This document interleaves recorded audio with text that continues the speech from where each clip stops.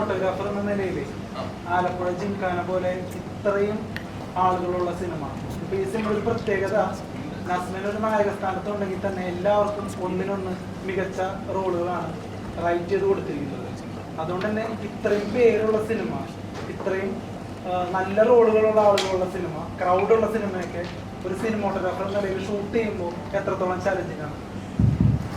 അതായത് ചോദ്യം, ഒരു സീനിനകത്ത് ഈക്വൽ ഇമ്പോർട്ടൻസ് ഉള്ള മൾട്ടിപ്പിൾ ആക്ടേഴ്സ്, അതായത് 5, 6 അല്ലെങ്കിൽ അതിൽ കൂടുതൽ ആക്ടേഴ്സ്, ഈക്വലി ഡയലോഗ് എക്സ്ചേഞ്ച് ഉള്ള ആക്ടേഴ്സ് തമ്മിൽ നിന്ന് പെർഫോം ചെയ്യുമ്പോൾ എങ്ങനെ നമ്മളത് കമ്പോസ് ചെയ്യും?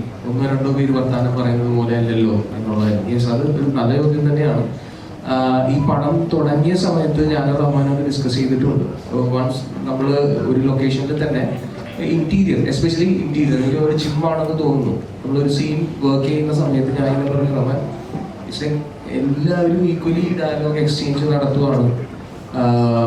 പിന്നെ ഒരു സീൻ ഷൂട്ട് ചെയ്യുമ്പോൾ അല്ലെങ്കിൽ നമ്മൾ ഷൂട്ട് ചെയ്യാൻ ഉള്ള പ്രിപ്പറേഷൻ നടത്തുമ്പോൾ പോലും നമുക്കൊരു ആ സീൻ എത്ര മിനിറ്റ് വരെ പോവാം എന്നുള്ളൊരു കാൽക്കുലേഷൻ ഉണ്ടായിരിക്കണം. ഇപ്പോൾ ഒരു മിനിറ്റ് സീനാണെങ്കിൽ നമ്മൾ അത് ഷൂട്ട് തീരുമ്പോഴും നമ്മൾ 1 മിനിറ്റിലേക്കുള്ള കണ്ടന്റ് ആക്കി നിർത്താൻ തന്നെ ശ്രമിക്കണം.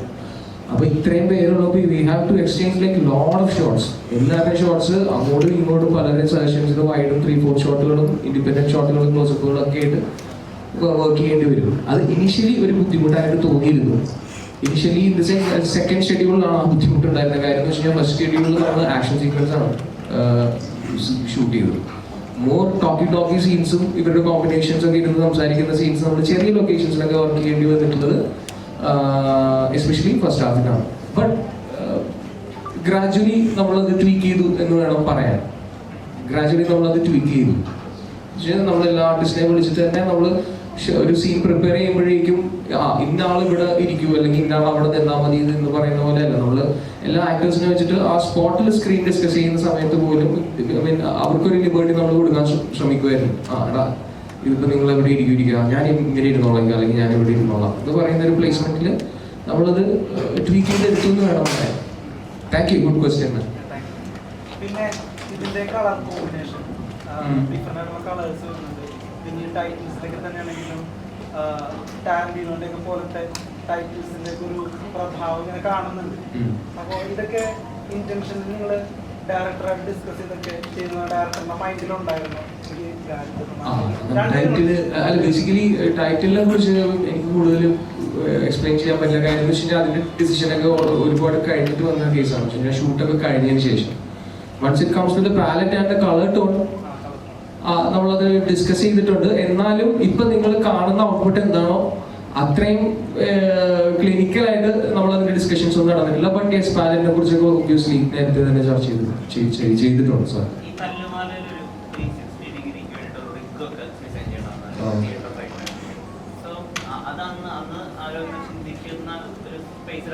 ശരി.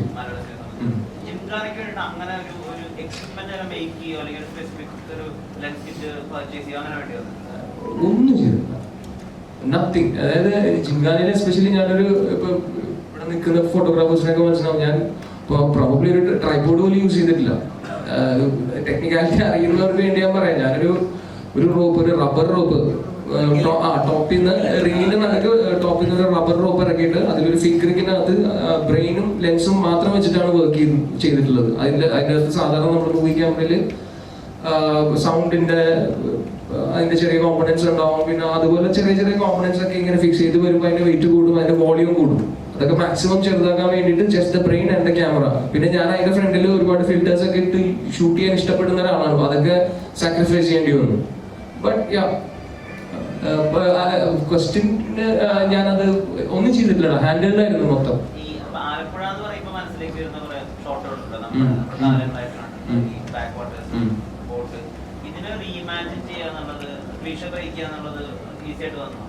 ഇല്ല, അതിനൊന്നും ശ്രമിച്ചിട്ടില്ല. കാരണം വെച്ചാൽ നമ്മളവിടെ ആലപ്പുഴ ഞാൻ എന്റെ ചെറുപ്പം മുതലേ വിസിറ്റ് ചെയ്തിട്ടുള്ള സ്ഥലമാണ്. പിന്നെ ബേസിക്കലി നമ്മള് കണ്ട ലൊക്കേഷനിൽ ഏതൊക്കെ ലൊക്കേഷൻ കണ്ടു, അതിൽ ഏതൊക്കെ ഓക്കെ ആയി, അവിടെ എത്ര നല്ല ക്ലിനിക്കലായിട്ടുള്ള ഫ്രെയിം വെക്കാം എന്ന് മാത്രമേ ചിന്തിച്ചിട്ടുള്ളൂ. അല്ലെങ്കിൽ ഒന്നും ബ്രേക്ക് ചെയ്യാനോ അല്ലെങ്കിൽ എന്തിൻ്റെങ്കിലും മുകളിൽ വർക്ക് ചെയ്യാനോ ഒന്നും ശ്രമിച്ചിട്ടില്ല. It's very down to earth ആയിട്ടാണ് പടം വർക്ക് ചെയ്യാൻ ശ്രമിച്ചിട്ടുള്ളത്. അതുകൊണ്ട് തന്നെ നിങ്ങൾക്ക് അങ്ങനെ ഫാൻസി ആയിട്ടൊന്നും അതിൽ കാണാനും പറ്റില്ല. ഇറ്റ്സ് വെരി കണ്ടംപററി ആണ് ഇപ്പോഴും സിനിമ. ഫസ്റ്റ് ഹാഫ് ഒക്കെ അല്ലേ വളരെ ലൈറ്റ്, അനുരാഗരിക്കും വെള്ളത്തിനേക്കാൾ ലൈറ്റാണ് ഫസ്റ്റ് ഹാഫ്. ആലോചിച്ച് നോക്കി കഴിഞ്ഞാൽ അവർക്ക് അത്രയും കോൺഫ്ലിക്ട്സ് ഒക്കെ ഉള്ളൂ. പ്ലസ് ടു പഠിക്കുന്ന പിള്ളേരല്ലേ, അവർക്ക് വേറെ പ്രശ്നങ്ങളൊന്നുമില്ല. Thank you.